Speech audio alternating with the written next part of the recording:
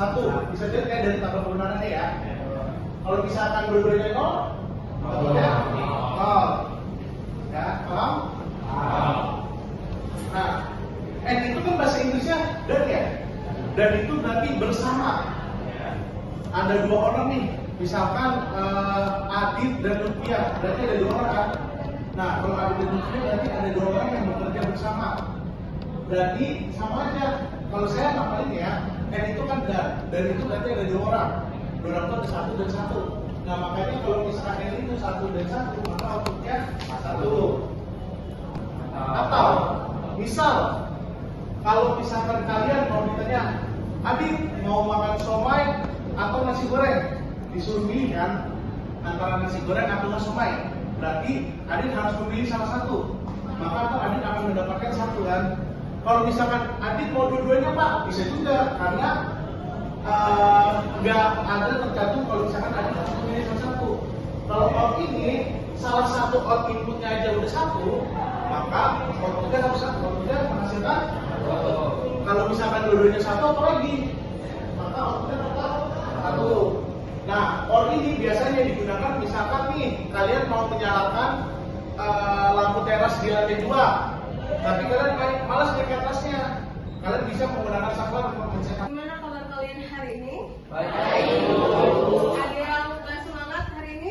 Semangat terus. Semangat terus. Semangat selalu karena kalian masih kelas 10 dan sebentar lagi kalian akan melaksanakan ujian akhir semester untuk semester pertama. Jadi untuk pertemuan hari ini kita akan membahas tentang jenis sambungan kabel. Ada yang tahu nggak jenis sambungan kabel? Jenis sambungan kabel itu apa? Ada banyak. Diktel 2 kabel. Terus apa lagi?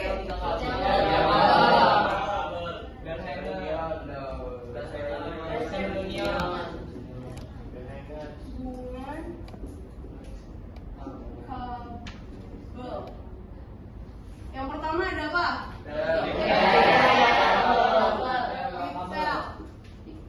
Terus ada apa lagi? Terus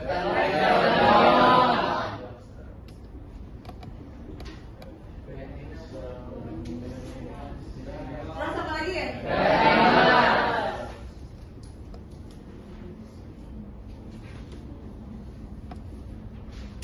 Terus ada lagi nggak? Bedanya betul. Kemarin sempat saya singgung tentang resistor ya, dan hari ini akan saya bahas tentang resistor. Benar nggak? Resistor ini adalah komponen elektronika yang pertama yang baru kalian akan pelajari. Nah, penasaran nggak apa itu resistor? Penasaran? Kalian harus siap untuk memperhatikan. Kalau ada yang ditanya, ditanyakan. Kalau dicatat ya. Komponen elektronika pasif itu ada resistor.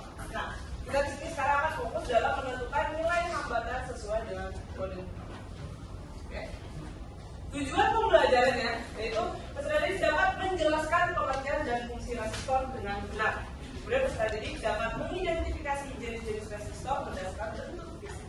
Kemudian ada peserta didik dapat menghitung dan menentukan nilai hambatan resistor dengan benar sesuai kode warna. Ini tujuan pembelajarannya. Jadi setelah keluar dari kelas ini, kalian sudah harus bisa menguasai hal-hal ini. Ya, siap? Siap.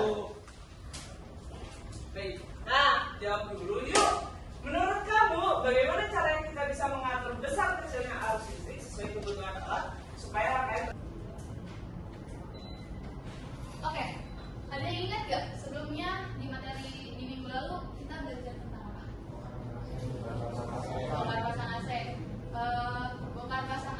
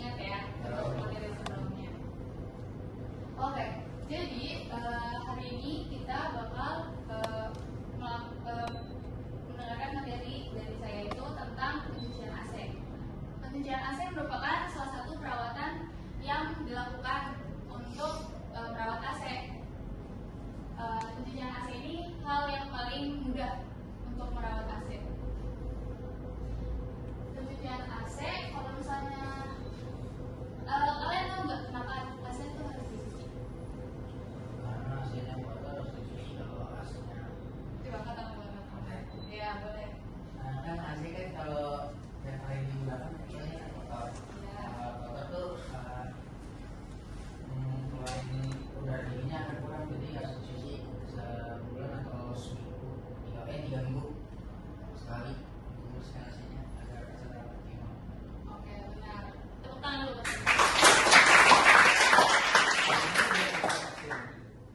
Fotonya dari mana? Fotonya ada di regulasi udara. Pak, sebelum mulai pada materi kali ini, sebelum mulainya, ada yang masih ingat ya materi 2 minggu yang lalu katanya? Kalau kan minggu lalu kalian jaga nanti, terus tadi minggu sebelumnya lagi. Jadi masih ingat ya materi 2 minggu yang lalu? Ada ingat? Ada ingat? Oke, ada ingat? Oke. Jadi materi 2 minggu lalu itu interlock, bagian menggunakan sistem interlock. Oke, nah menggunakan bergantian menggunakan sistem interlock pada materi sebelumnya. Sekarang itu pembaruan dan juga penambahan dari materi sebelumnya, yang dimana pada materi kali ini yaitu berjudul menyalakan dan mematikan motor listrik di 2 tempat berbeda secara bergantian. Apa sih bedanya? Kalau misalnya yang kemarin kalian menyalakannya menggunakan 2 push button dan juga 1 push button off.